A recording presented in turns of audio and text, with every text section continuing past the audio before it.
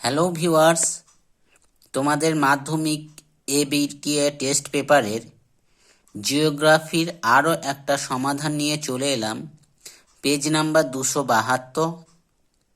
দেখো, এর আগে তোমাদের অনেকগুলি সেট করিয়ে দেওয়া হয়েছে।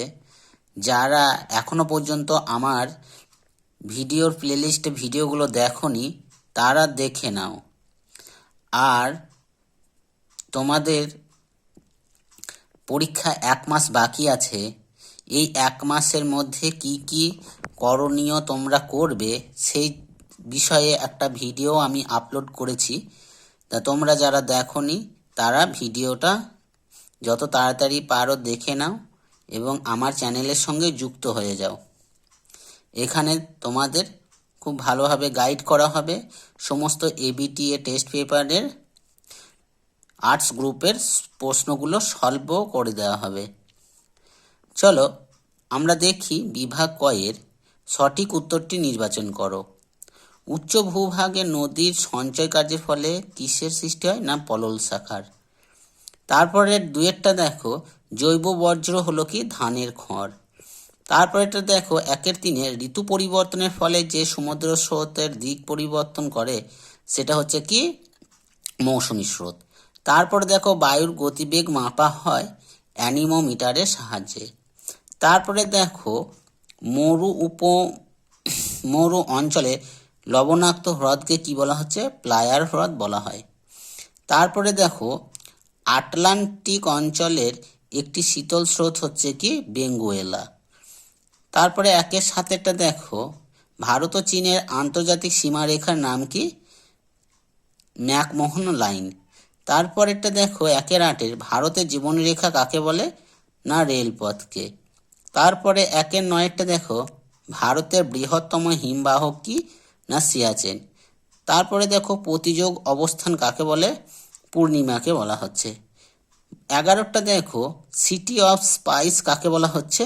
কোজিকরকে। তারপরে দেখো, 1-12 ভারতের একমাত্র করমুক্ত বন্দরের নাম কি? কান্ডালা। তারপরে 1-13টা দেখো, ভারতের মূল ভূখণ্ডের দক্ষিণতম বিন্দুর নাম কি? কন্যাকুমারী। তারপরে 1-14 দেখো, ভূবৈচিত্র্যসূচক মানচিত্রে ইঞ্চি সেট কি দিয়ে প্রকাশ করা হয়?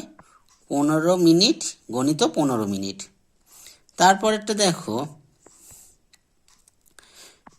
যে বিভাগ ক্ষয়ের শুদ্ধ অশুদ্ধগুলো, প্রথমেরটা অশুদ্ধ, তারপরেরটা 2.1.2 শুদ্ধ, তারপরে 2.1.3 শুদ্ধ, তারপর 2.1.4 অশুদ্ধ, তারপরে 2.1.5 শুদ্ধ, তারপরে 2.1.6 শুদ্ধ, তারপরেও 2.1.7 শুদ্ধ।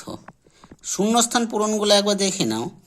যে প্রথমেরটা হবে কি? মন্থকূপ। তারপরেরটা হবে 2.2.2 স্ট্র্যাটোস্ফিয়ার। তারপরেরটা দেখো 2.2.3 হুগলি নদী। তারপর 2.2.3 তাপবিদ্যুৎ কেন্দ্র। তারপরেরটা দেখো 2.2.4 জীবন্ত আগ্নেয়গিরি।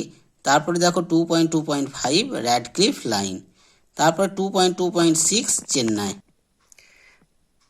তারপরে 1-2 বাক্যে উত্তর লেখো। দেখো, পর্বতগাত্র ও হিমবাহের মধ্যে সৃষ্ট ফাটলকে কি বলা হচ্ছে? বাকস্রুন্ড। তারপরে দেখো 2.3.2 সমুদ্র পৃষ্ঠে বায়ুর চাপ কত? 1013.25 মিলিবার। তারপরে দেখো 2.2.3.3 ইন্ডেক্স সাইকেল দেখা যায় কোথায়? জেট বায়ুতে। তারপরে দেখো, ভারতের কেন্দ্রীয় অরণ্য গবেষণাগার কোথায় আছে? না দেরাদুনে। তারপরে 2.3.5 মৌসুমি বায়ু ভারতে প্রবেশ করে কি মাসে? না জুন মাসের দিকে। তারপরে 2.3.6 সবুজ বিপ্লবের ফলে উৎপাদন সর্বাধিক হয়েছে কিসের? না গমের। তারপরে 2.3.7 কুমায়ুন হিমালয়ের হ্রদগুলিকে কি বলা হচ্ছে? তাল বলা হয়। তারপরে দেখো, চেরি ব্লসমস দেখা যায় কোথায়? দক্ষিণ ভারতের কোথায়? কর্ণাটকে। তারপরে দেখো, স্তম্ভ মিলটা একবার দেখে নিই। মাজুলি দ্বীপ ভারতের বৃহত্তম নদী দ্বীপ। তারপরে দেখো, সড়কপথ সোনালী চতুর্ভুজের সঙ্গে যুক্ত। তারপরে দেখো, ইউটোরিফিকেশন এটা জলজ প্রাণীর মৃত্যু। তারপরে 2.4.4 মরুদ্যান মরুবসতি যুক্ত। দেখো তোমাদের প্রত্যেকটা আর্টস গ্রুপের প্রত্যেকটা বিষয়েরই সমাধান করে দেওয়া হবে। তা তোমরা আমার চ্যানেলের সঙ্গে যুক্ত হয়ে যাও, শেয়ার করো, লাইক করো, কমেন্ট করো। Thank you for watching.